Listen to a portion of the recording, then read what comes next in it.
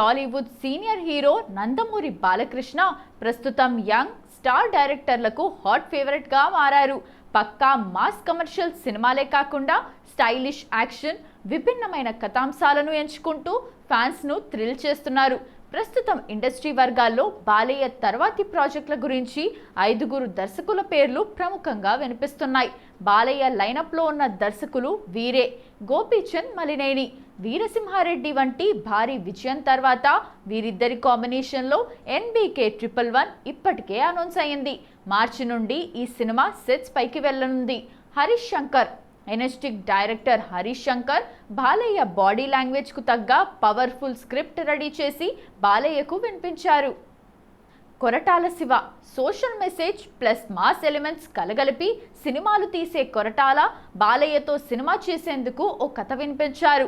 ఆయన green signal కోసం ఎదురు చూస్తున్నారు. వివేక్ ఆత్రేయ ఈ కాంబో కాస్త అందరినీ ఆశ్చర్యపరిచింది.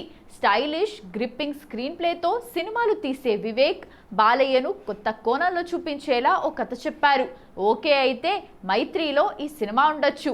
హనీఫ్ అదేని మలయాళంలో మార్కో వంటి స్టైలిష్ యాక్షన్ హిట్ ఇచ్చిన హనీఫ్ ఒక ఇంటెన్స్ యాక్షన్ స్టోరీని బాలయ్యకు చెప్పారు.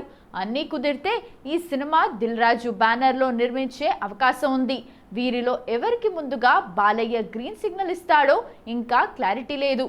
కానీ ఏ కాంబో సెట్ అయినా సెన్సేషన్ అవుతుంది.